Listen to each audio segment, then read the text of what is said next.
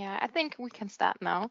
Welcome to this year's CSA Digital Email Summit, and our session for today is ESPs versus brands who delivers. We are very happy that you're also taking part virtually, and we hope we can bring you a little bit of our CSA Email Summit feeling to your home. I would like to introduce our two speakers for today. It's Tamara from dotdigital and Alice from change.org. Tamara is Delivery Operations Manager for email and SMS at dotdigital, and has over 7 years experience in delivering email. Alice is also Director of Email Deliverability at change.org and has been in the industry for 17 years now. The session today deals with the relationship and responsibilities of ESP versus brands. And as we all know, the relationship between each other is very important for the success of both. I don't want to go too deep into details. I'd just like to give you a brief introduction to our housekeeping rules for today. Please note you're muted during the whole webinar. If you have any questions, please use the chat function. It might be on the right on your control panel. So I can hand over all the questions to Tamara and Alice, who will answer them at the end of the session. You will hear me, I think, at the end of the session for today. And now I'm gladly to hand over to Tamara and Alice. Welcome, everybody. I'm Alice. We've just met Tamara. Today, we're going to be talking about email service providers, brands, MTAs, and who is responsible for delivery and deliverability. And there's historically been quite a lot of confusion around the terms deliverability and delivery, and we hope today to clear that up. So we'll also look at some common myths and assumptions. That will be fun, and we'll explore the symbiosis that needs to happen between the brand, the ESP, the MTA for email to work successfully. But let's kick off with a poll. Why not? So see if there's actually anybody there watching this slightly car crash beginning to our presentation. But are you pretty sure that you already know the difference between delivery and deliverability? Maybe you think you do, but you'd be quite happy for us to clear that up. Or you're just thinking, what on earth are you talking about, Alice? Please vote now and let us know what you think.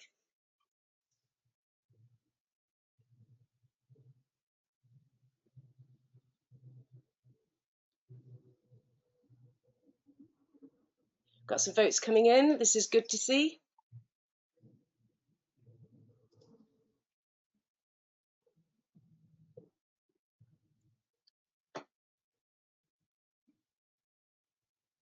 And we've got quite a few experts, I think, but some people who would like us to clear up the difference.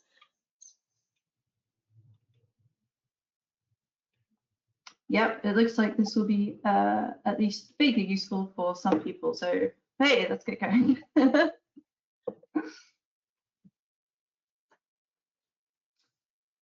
Cool. So, kicking things off with the delivery side of things, which is my area of expertise. I manage mail servers because I'm fun like that. So, the expectation is that as soon as you click send on an email, it arrives at the place it's supposed to arrive to. I work for an ESP, and our customers, of course, want their mail to be delivered really super quickly. And we can definitely deliver it fast, but mailbox providers, Outlook, Gmail, Yahoo, etc., they can only accept mail as fast as they can or want to accept it. Content and engagement and reputation can all impact delivery speed, and we'll explore this a little bit further with a slide a bit later. And just because we've received back a 250 OK for a mail saying that it's been queued on a mail server doesn't necessarily mean that it's now in the recipient's inbox. There are layers of security and filtering, queuing. There's the general infrastructure to get through once you've delivered to your recipient mail server before the email actually appears in the inbox. And this kind of brings me on to my next slide, which is what is delivery exactly? And delivery is quite simply the transmission. I say quite simply, it gets a little complicated, but it's the transmission of an email from the sending MTA, the sending mail server or sending mail transfer agent to the recipient MTA. And usually the transmitting MTA will be an ESP, it will be an in-house managed MTA, it might be a mail server operated by an integration that you have with something like Shopify or something like that. And the receiving MTA is the mail servers that handle for Hotmail or Gmail or Office 365 or G Suite or all of those good things, or all of the millions and billions of B2B operated domains. So we establish, broadly speaking, we establish a connection from the sending mail server to the receiving mail server. We relay the data through that. We get a message saying it's been accepted, and then we close down the connection. But actually, the number of connections that we can establish per IP, so the number of simultaneous connections between two different servers, that can vary according to what the recipient mail server wants to see, how many emails we can stuff through a connection before it needs to be closed down is another factor. And then we get several different messages when we're during that transaction that denote whether or not it's been successful. So there's the 250 OK success message, which is, yep, accepted the mail, all good, queued it for delivery. We get a deferral type message or a delayed message, which is kind of a try again later type thing. And that could be for all sorts of reasons, including sometimes if the mailbox provider is having infrastructure problems or too much load, that kind of thing, we can get deferrals. Or if if you're sending too much mail down a connection, or if the mail is a little bit suspect, or if your reputation isn't great, sometimes you'll see more of those. And then we can get a failure as well, and that could be something as simple as the mailbox that you're trying to send to just doesn't exist, or we can see things that are more related to blocks, block listings, really bad reputation, stuff like that. So to summarize, delivery is email from one mail server to the other mail server, and that's all it is. Thanks, Tam. There's also a similar expectation around deliverability, and that is that, of course, as soon as you press send, your email lands in people's inboxes straight away, and it's really easy, right? Just pretty much exactly the same. But there's many a slip twixt cup and lip, and as Tam explained, it's quite easy for mail to be rejected by the receiving server. If it isn't, then hopefully you reach the inbox, and that is success. But that is not always the case. And in fact, according to the latest Validity Benchmark report, around 1 in 6 mails still land in the spam folder. So let's talk a little bit about what is deliverability. So deliverability is really the art of reaching the inbox. I think everybody knows now that mailbox providers have got really pretty good at cutting out pure spam from reaching people's inboxes. So the days of Viagra and penny stocks and all of those things are long over. And really, I think that the definition of spam has changed to be mail that people just don't want. It might be a newsletter that I signed up for last year that's no longer relevant to me, or it's now boring for me, and now I feel that it's spam. So really, these days, I think that engagement is key. It's really going to inform if you land in the inbox or not. And of course, if you do land in the inbox, it's really good to know which part of the inbox you're reaching. So you might be in the Focus tab or the other tab at Microsoft, or one of the Gmail tabs, not necessarily a bad thing, but really good to know what's happening with your mail. So I would say that deliverability is understanding what happens to your mail after it passes that server. So time for another poll. Check that we haven't put you all to sleep in the first 5 minutes. So do you know what infrastructure you're using at the moment to send your emails? Do you have something homegrown that you're using? Maybe you've got some NTA software that's running on some tin or in the cloud. Do you use an ESP? Maybe you use a CRM to deliver your mail. Maybe you're using some variants of all of the above, or maybe you're not using any of these. Yeah, let's have another poll and see how people are sending their mail at the moment.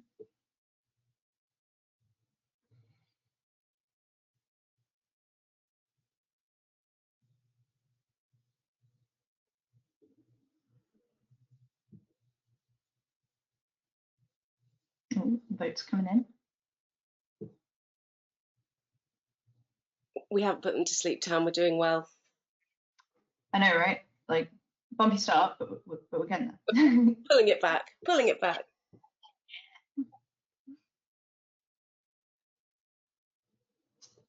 Oh, so interesting mix. So quite a few people sending in-house. Nice. Quite a few people using ESPs. Interesting.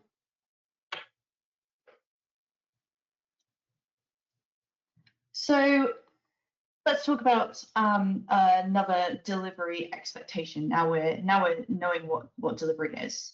So let's talk about one of the biggest challenges in the industry. One of the many challenges in the industry, but a big challenge, which is IP warming.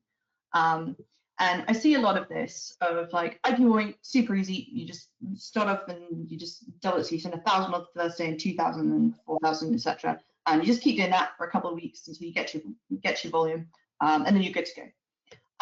And in reality, IP warming is not a linear process. And while in some cases maybe with a bit of good luck and a super engaged database, doubling every day or every couple of days might work well.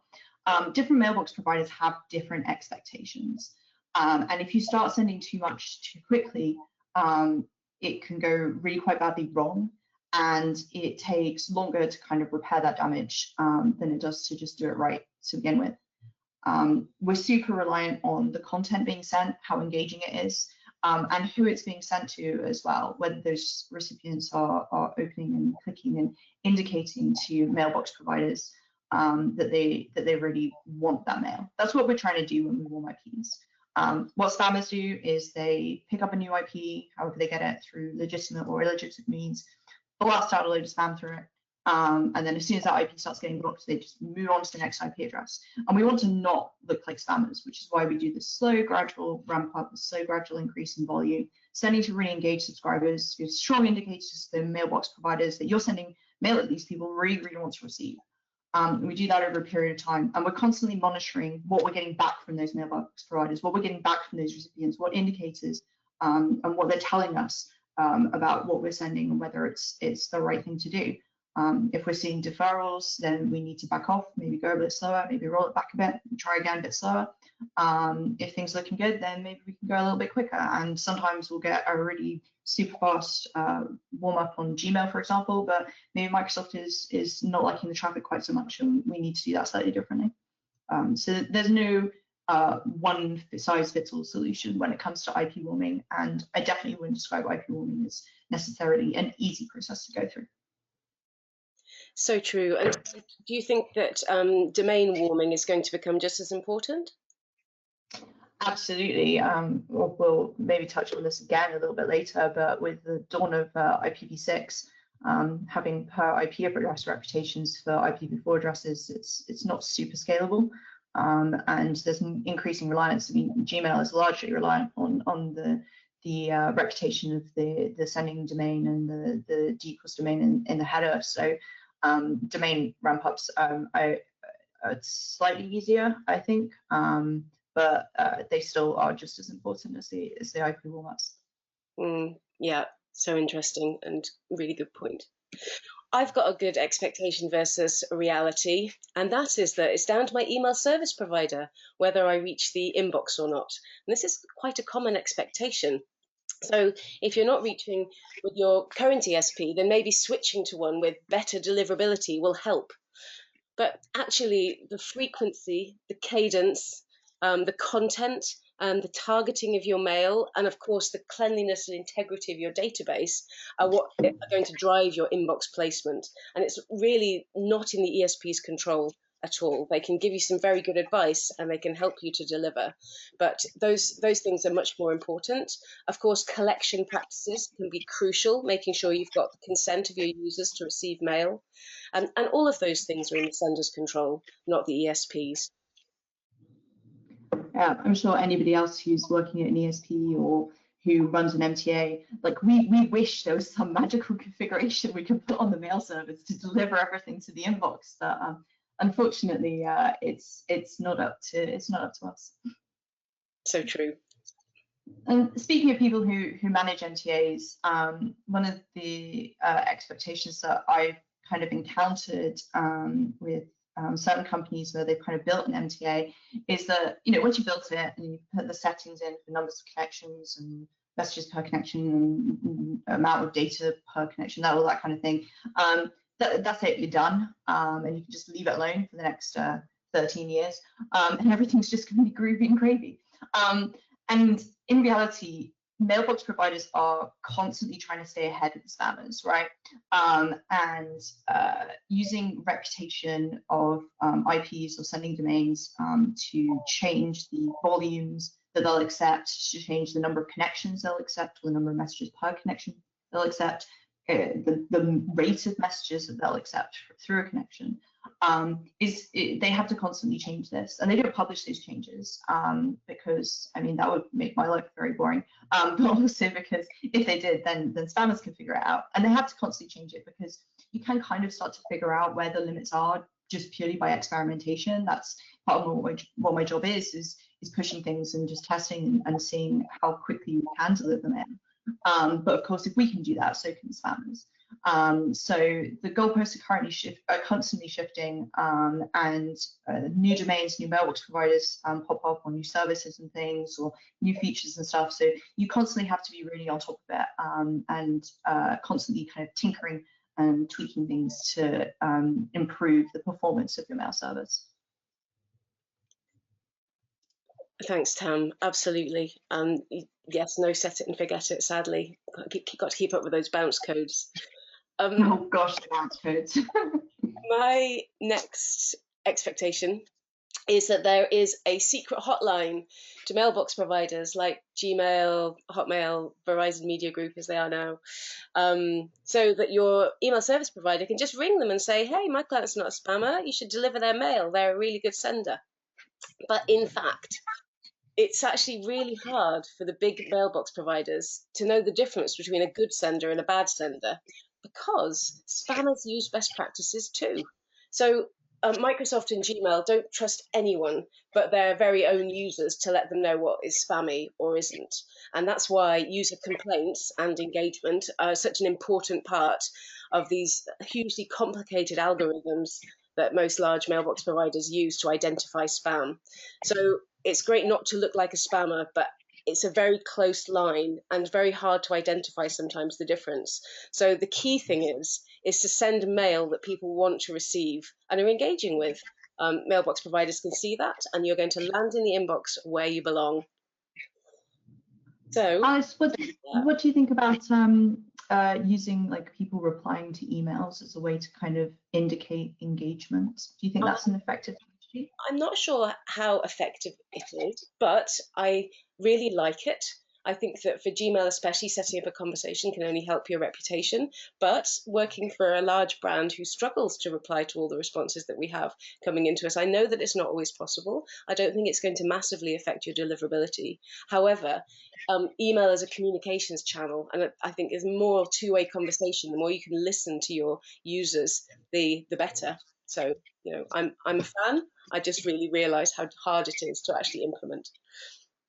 Great points. Thank you. It is time for another poll. This one is around whether you folks are using dedicated IPs, whether you're using shared IPs, or whether you're using a mix of both. Please vote now and let us know how your setup works.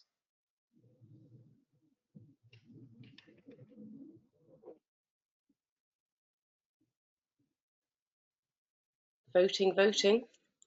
Yeah. Not seeing a lot of love for my shared IPs out there. Yeah. Interesting.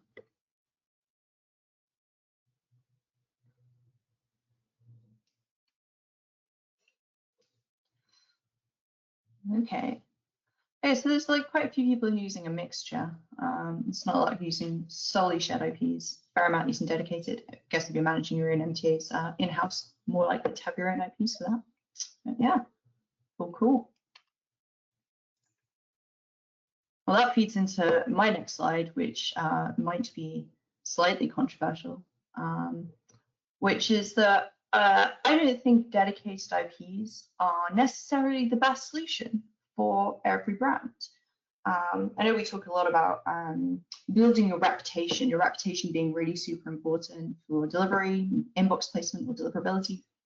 But I don't think that everybody or brands are going to benefit from dedicated IPs. In fact, a lot of brands are going to do actually the same or even better on dedicated IPs than they are going to do on well-managed shared IPs. There's a few reasons for that. So first of all, you've got the cost and the process of warming dedicated IPs, and the ongoing cost of dedicated IPs is always a factor, especially for smaller brands. But then once you go through the ramp-up process, the ramp-up process that we discussed, we're sending to all of our really super engaged recipients, gradually increasing over time, lots of good indicators, those mailbox providers. But at some point, you're going to get to the point where you're like, right, okay, we're at good volume, and we're going to go to our business as usual sending. And if at that point you're not sending really consistently, sort of daily, near daily, a decent volume of mail to mailbox providers, you're not going to have the consistency and the volume to maintain the reputation of dedicated IPs at that mailbox provider. And we see this particularly with the Microsoft hotmail.com, outlook.com, hotmail.co.uk, live.com, all of those kind of domains. We frequently see issues with dedicated IP performance when we see brands using dedicated IPs to send really super inconsistently. So doing like one big send a week, for example, whereas the better performance is if you are able to send like to however many subscribers, like daily or near daily, to build and maintain that reputation. There's also the issue, as mentioned earlier, as I chatted about it, which was IPv6 versus IPv4. So IPv6, there are many billions, trillions, quadrillions more IP addresses than with IPv4, at which point it becomes non-scalable really to start assigning a reputation necessarily per IP address. And a lot of mailbox providers, Gmail, is the one that kind of was one of the earlier adopters, have moved to using the sending domain instead. And a lot of them are moving to using sending domain-based reputation. So you can, on good, well-managed IPs, if you're using your own sending domain, and especially if you're using custom DKIM, that's quite important as well, to build your own reputation. Even if you're on shared IPs, those shared IPs are well-managed. Especially if you're not a regular sender, you're not a consistent sender, you don't have these like really good volumes daily or near daily, you can do better on shared IPs. You have to be a little bit careful about which ESP you choose. You want one with a really good vetting process and who proactively manages their shared IPs and supports custom DKIM. Obviously, the better the vetting process, the more kind of hoops and questions they're making you answer. That means they're doing the same with all the other clients that they're onboarding, which is better for the ecosystem that they're operating in. Dedicated IPs, if you're sending good, consistent volumes, they can be great. And obviously, it does completely at the moment separate your reputation out. But again, there's no one size fits all for this. And shared IPs may be better for your brand than using dedicated IPs. You have to choose what's going to be best for your business. Yeah, I agree, Tam. And I think having worked at various email service providers, most of them are very protective over their shared pools to make sure they're the best quality they can possibly be, because they've got lots of different clients using those pools. So they have to be really tip-top reputation. Oh, absolutely. Like when you're in a dedicated IP, you're entirely in charge of your own destiny, whether you behave well or you don't behave so well.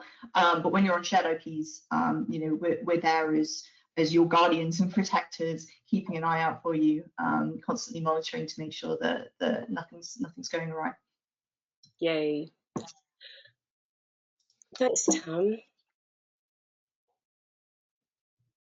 The next deliverability slide that we have is around email being really a victim of its own success. It works really well. I mean, that's why we love it. And sometimes it can be really hard to explain why just sending more and more mail doesn't lead to more and more revenue. And this is an ongoing conversation I've had over all of the roles that I've had, and it's a fight I'm still fighting at change.org. Actually, in reality, over-mailing unengaged users is a key driver for deliverability issues, as we'll see in an example of where things go wrong later. But sometimes it's very hard to have that argument as to why you shouldn't just send more. I'm a big fan of sending lots of mail, but just the right type and to the right person. Right email, right time, right person, right? That's the way. And so, Alice, you touched on this earlier about changing ESPs to improve your deliverability. And I saw a great quote from somebody in the industry recently who said, like, what was it? It was like changing your ESP to improve your deliverability is like changing changing your gym because you're not getting the results that you want from your gym. And it's similar with changing your IP address or your sending domain to fix delivery or even inbox placement issues. So if you're seeing a lot of deferrals or a lot of fails due to blocks and things like that, it's like, oh, we'll just switch it out, new IP, new sending domain, and it'll be fixed. And that'll work for a bit.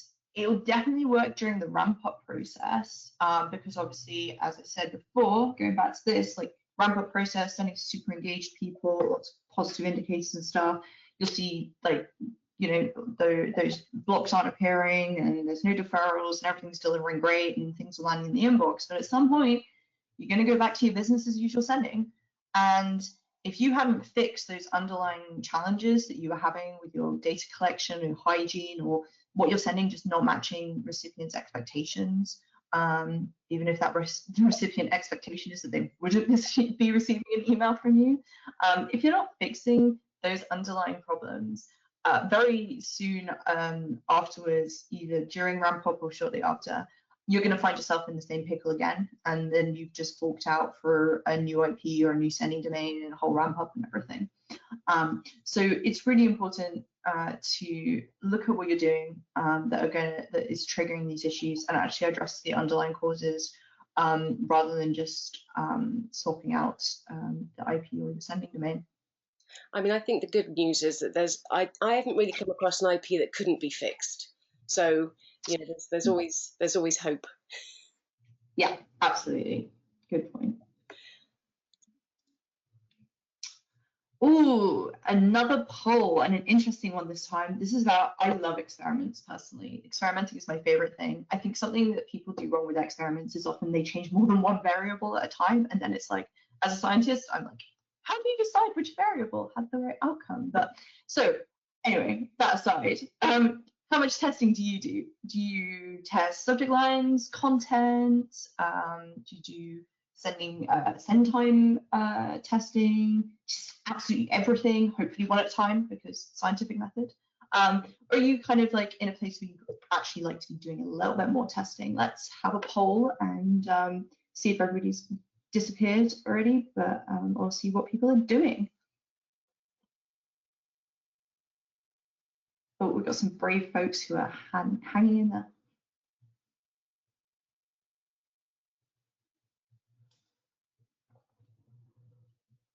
Oh, I'm loving to see we test everything. I wish we tested everything.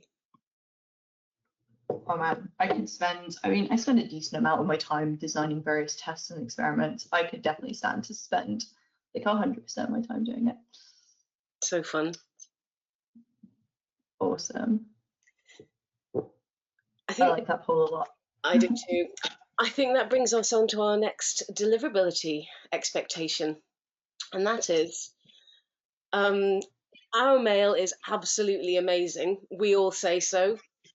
We think it's fantastic. Our marketing team's the best. Our design team is the greatest. It's very easy to see mail with a brand focus and not really a user mindset. And what's good for the company might not actually be good for your audience.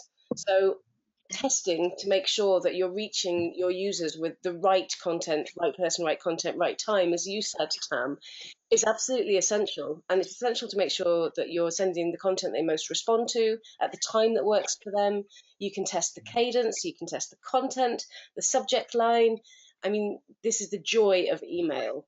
And of course, engagement means conversions, which is great for us, and it also means inbox placement. So it's really a double whammy. I think we're having another technical glitch, Alice. I'm currently seeing the poll still on my screen. Oh, well, we just don't like technology today. No, either that or technology doesn't like us. I wouldn't blame it. I spend a lot of time poking Maybe if we technology. go, we've got a graph coming up next. Can you see that one now? I cannot see that graph. It's a lovely which is a shame. It's a very fun graph. Okay, let's go back into tech and see what's going on here. We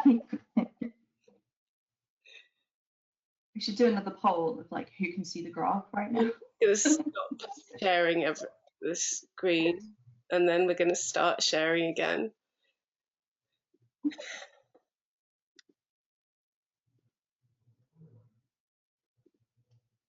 Oh, I see you. Oh, you see me? Oh, well, that's nice. Hello.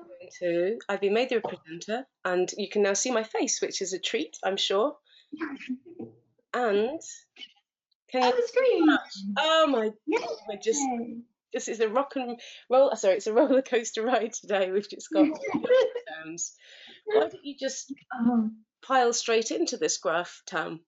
Oh, this is my favorite bit. I love seeing graphs. I especially love seeing graphs of when things went wrong for people. This is a time when things went very wrong in my life. So here we see a graph of 7 IPs, and we've got a rogue IP in here. So what we're looking at here is the number of Microsoft deferral messages. So these are the try again later kind of messages for each of these 7 IPs, and we can see this pink IP, IPC here, was just not having a very good time of it. The interesting thing about this was that all of these IPs were in a pool together, so they're all sending exactly the same traffic split evenly between them, and yet one of them Microsoft decided was its mortal enemy. And we see all of these deferrals just for that one single IP. We could not determine the cause of this. There was nothing particularly nefarious that we could see went on. We think it might have had something to do with SRD. So this is Microsoft's secret cabal of volunteer users who get sent mail and then get to vote on whether or not they would consider a piece of mail spam. And sometimes if you get one too many of those and you're not quite sending enough mail to override it, proportionally, you can see this kind of problems with IPs. Anyway, it was still fixable, even though we had this happen. I pulled it out of the pool, stopped sending through it for a couple of weeks, and then just re-ramped it over a few more weeks, and it was fine in the end. But this is the kind of thing that that I wake up sweating at like 3 a.m. just like this kind of thing happening with IPs. So yeah, so that's my first graph. I have more graphs. I enjoy a good graph. So this next graph is this is a ramp up. I don't know how many of you have done ramp ups before, showing volumes. This is not what a ramp up should look like. And this represents a bit of a breakdown in the relationship between us as an ESP and the client who's sending at the time. Communications breakdown, a bit of a misunderstanding. Client did not seem to grasp the core concept of a ramp up, which is that nice, steady, gradual increase. They started doing it. You can see right at the beginning, they kind of started like for a few days, for a few cents with a little ramp up. And then they were just like, okay, we're done with this. We're bored with this now. We're just going to do whatever. And what we see is the green represents successfully relayed mail. The pink red line represents deferral errors. And then we see some blue spikes in there, which are messages that failed delivery altogether. Yeah, this was ongoing over a while. Discussions were happening. Expectations were not managed along the lines of how long a ramp up was going to take for a dedicated IP. Or the type of content that they need to send, the level of engagement, the amount of monitoring. This is our bad as well as the client's bad in this particular instance. This is a while ago. Processes have been refined. I should say that, but this is a bit of breakdown. And what we saw was just their messages were taking a long time to be delivered. So that red line, the axis for that graph is actually on the right-hand side. So it was many tens of thousands more delayed messages than it was relayed or failed messages. So their emails were taking hours and hours to be delivered. They were seeing high failure rates of just messages timing out, just being blocked. And this took a long time to resolve. We convinced them to kind of reduce their sending for a while. Things improved, and then they just went at it again. So we did manage to eventually get these guys back on track, but it took significantly longer than it needed to take. Ouch. Yeah, and this is what it should have looked like. This is what I wanted for them. This is what I want for all my clients, is this nice kind of ramp up. So here, again, we see relayed in green, looking nice, steady, gentle increase going up. The pink line is delayed. Again, that access to that is on the right-hand side, but it's actually like a factor of 10 smaller than what's on the left. So this was just a handful of deferrals that they were getting back. And you know, once they were sending all those nice positive signals to the mailbox provider by sending their nice engaged content and doing it, increasing their volume gradually and everything, those deferrals were just like the mailbox provider was just like, oh, okay, yeah, no, you can send faster, you can go quicker, you can send us more, because what you're sending is actually wanted mail, and you're building up a really good reputation. And then my final graph is pretty cool. So I touched on this earlier. I said I'd circle back to it. So this is what happens to delivery time, so the length of time it takes to get a 250 OK from a recipient mail server on average, if you send to the most engaged recipients first. So we always recommended this to clients. I think a lot of deliverability professionals and consultants do, which is send, when you're doing a big send, if you send to your most engaged recipients, opens and clickers first. What this does is it kind of like primes mailbox providers, because the initial flow of mail coming in, they're seeing like a lot of good engagement, and they're like, okay, this is wanted mail. So after that, like more of the mail tends to land in your inbox instead of in junk. But what we also see is they're then more open to us sending a bit faster afterwards. So we made a change quite a while back now, where we did this automatically for our clients. So we automatically during our sends sent to the most engaged first, and we saw a dramatic reduction in our delivery times. For some of the clients, our clients, especially those who were maybe on a bit of a grey area when it came to like best practices and stuff, we saw around a 70% decrease in delivery times to some of the major mailbox providers when we introduced this change. So this is a good one. This is a nice experiment. It was really good.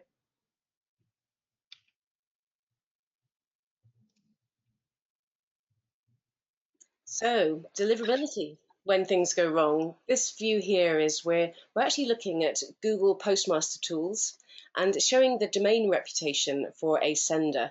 And we can see that it was sort of happily tipping along at medium and even touching on high, and then suddenly things went wrong and there was a significant drop in reputation. And if you're seeing a significant drop like this for your domain reputation, then you're probably seeing a significant proportion of your mail going to the spam folder. And you'll probably be able to see that either through a monitoring tool or reflected in your open and click rates.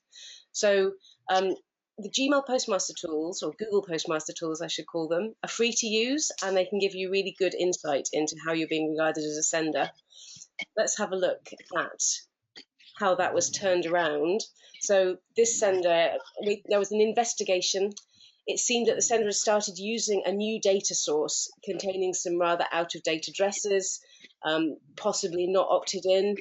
And once this toxic data source was removed, the user sent to their more engaged users for a while, mended their reputation at Gmail, and you can see their reputation went barreling back up to high, because Gmail started to trust their mail again.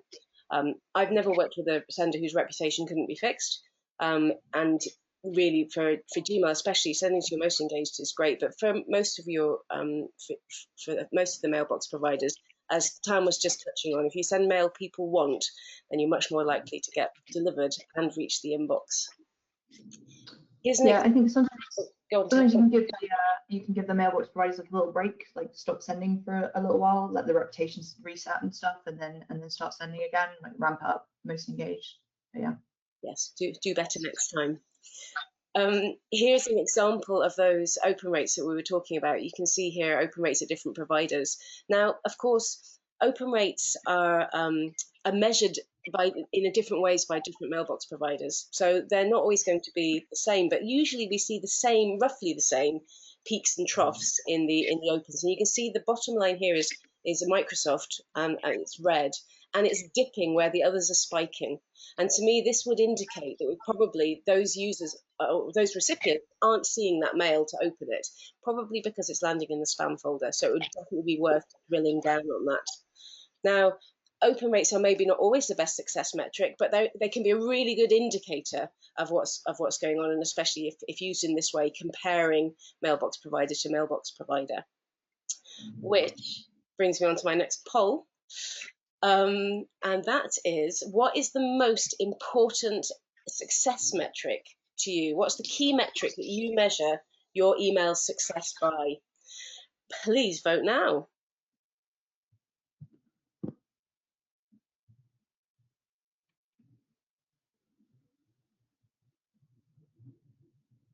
We've got a lot of people who love their open rate.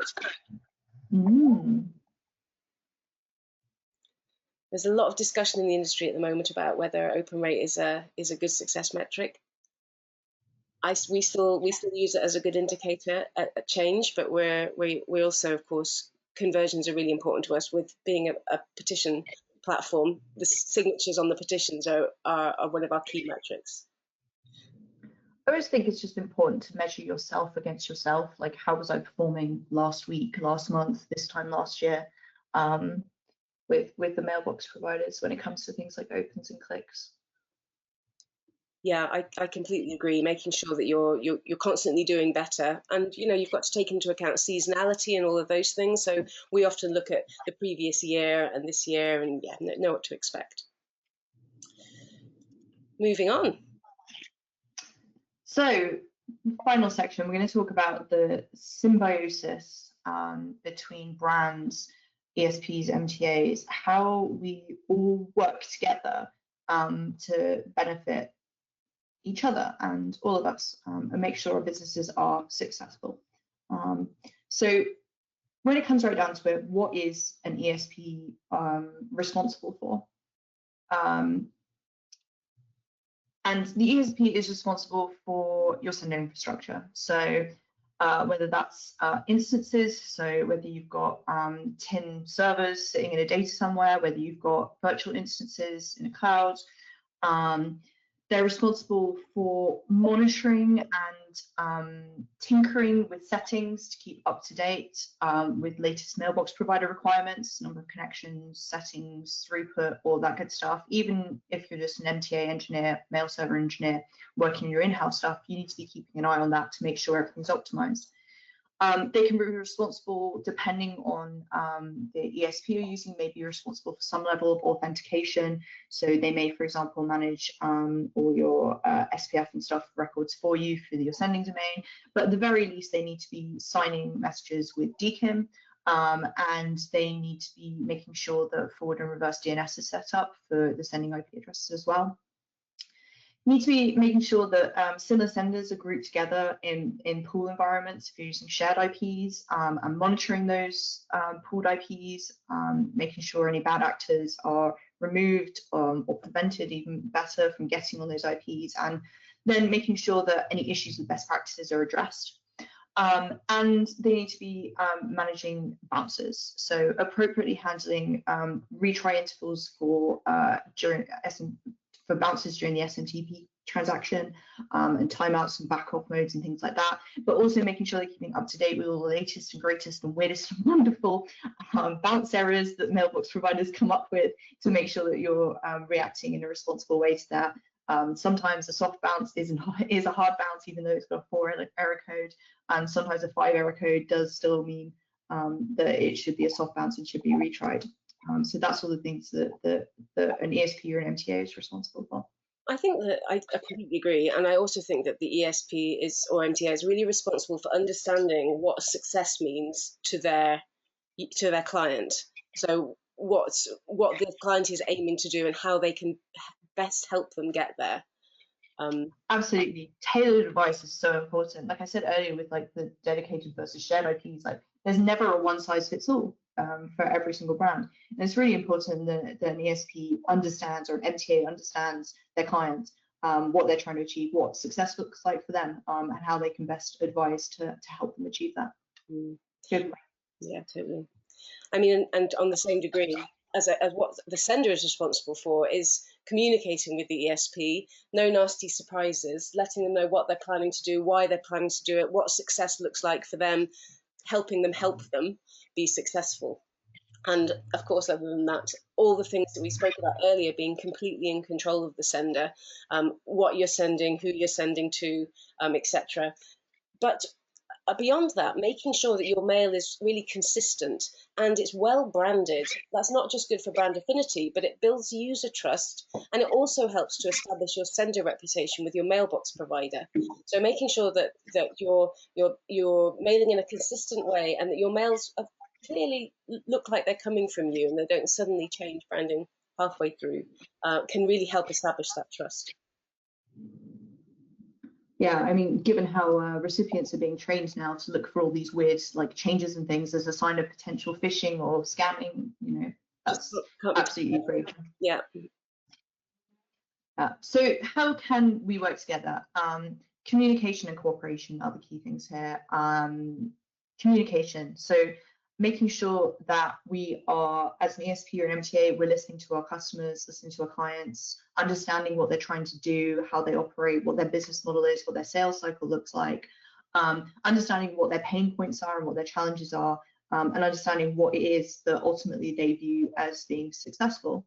And in return, brands need to really communicate back to their ESPs and MTAs. As I said, like, tell us if you're going to do something different, tell us if you're changing things, tell us when you're having problems, tell us, like, talk to us, like, let us help you work through things.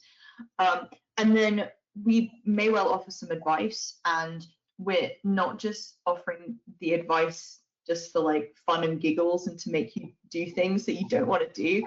Like, the advice we offer is based on years of experience and expertise in improving deliverability and delivery issues, especially when we ask you to make short-term changes, like short-term reduce volumes to help with certain issues. Like, I know it's hard, we understand it's hard. Explain to us how it's hard, explain to us what you can do and what you can't do. We'll work with you on that, but understand that sometimes we need to do those little things to improve things overall. Like, as an ESP, I want my clients to be successful, because that means we're successful. It means that our ESP is successful if our clients are successful. So we're doing our best to like try and help you out as well as much as we can. But I think we could do more. Like, certainly we could do more to listen to our clients, to really pay attention to what they're saying. I think it's certainly very hard. Having moved from the ESP world to working directly for a brand, I do feel like apologizing to a lot of my old clients. Apologies if there's any old clients, about just saying, just go and get this for me, or just go and do this, without realizing sometimes there's a real business decision struggle on the brand side to get what seems like the easiest thing in the world when you're looking at it from the ESP side. But as you say, Tam, good communication there really, really helps. Yeah, I think also, like, I know we spoke before about brands selecting their ESP and how brands select their ESP, and making sure that the ESP that you select, like, go through a good RFP process, make sure the ESP that you choose has the features and support that you need. Some brands are more happy managing themselves and they just need a very light touch. Some brands need more support and more involvement. So making sure when you go through that process, selecting an ESP, you pick somebody that's going to be right for you as well, I think is really key. Completely. It's not always going to be the person with the most bells and whistles. It really depends what you need to achieve. And it's very easy to get blinded by all the amazing stuff that you might be able to do, but what do you actually need to do? There's plenty of time to move on to that stuff later. It might be a little bit outfacing, or you may just end up with a lot of tech that you're paying for, but it's not actually useful to you and is not getting you to where you need to go. So yes, having that really good conversation with the email service providers about what you need and what they can give you. 100%. I think that's all from us today. We made it through with no more technical glitches. But we do, of course, have time for questions, which is great. And please follow both Tam and I if you'd like to keep the conversation going. We're both on Twitter, or please ask your questions now. Cool. So first question is from Lauren Kickbox, who's asking what's in my cup. It's tea because British and afternoon. So yes. So then we've got Marcel, you are so true. The poll was definitely missing. You are an ESP or apologies. Yeah. Yes. I didn't think we'd be blessed with the attendance of any actual ISPs or mailbox providers, to be fair. So no, yes. you have to give us feedback afterwards. You know, were we telling the truth?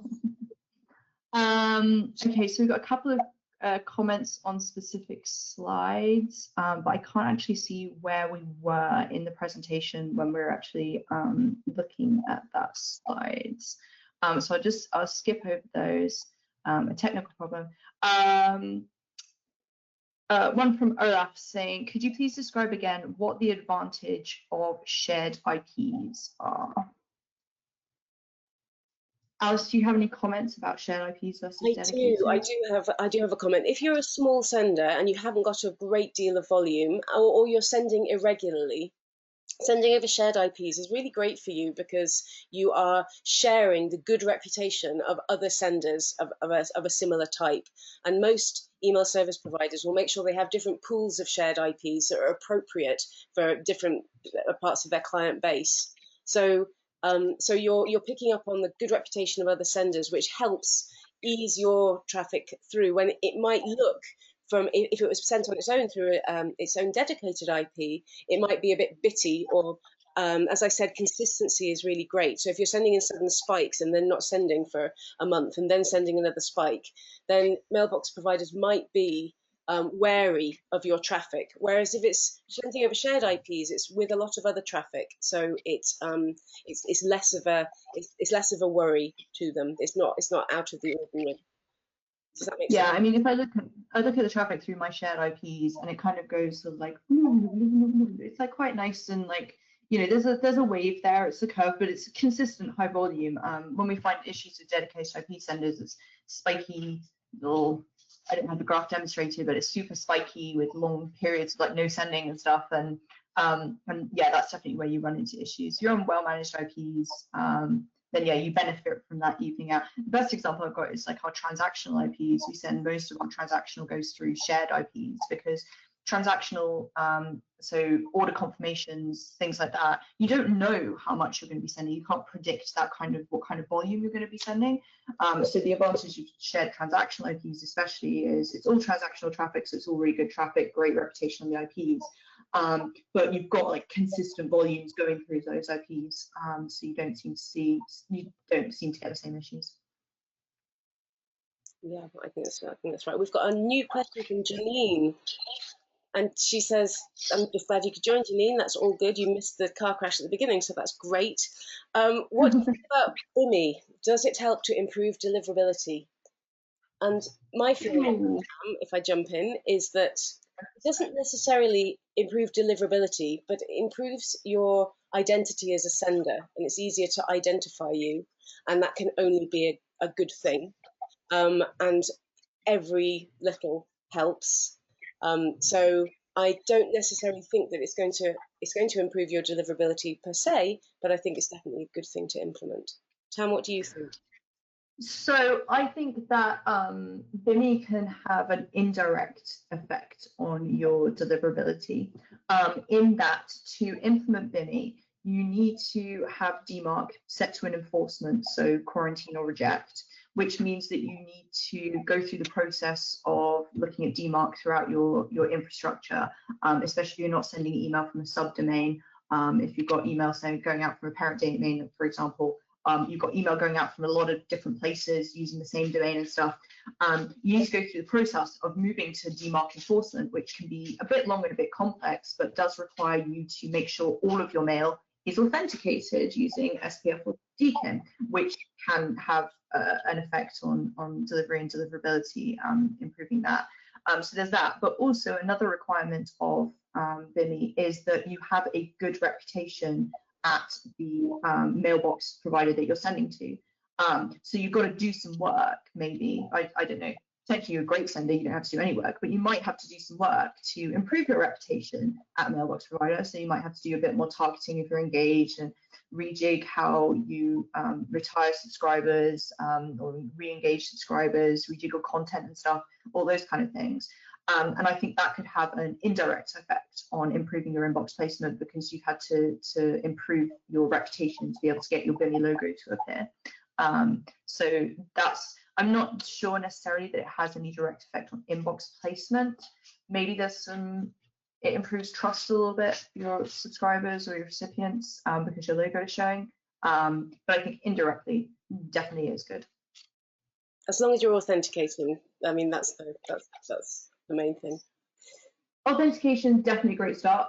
Obviously, it's not like airtight because sellers can authenticate as well. But like, I always take a belt and braces approach. Like, if there is something that I can do to make things a little bit more secure and stuff, I might as well do them, right? But make sure you do it well, especially with DMARC. Like,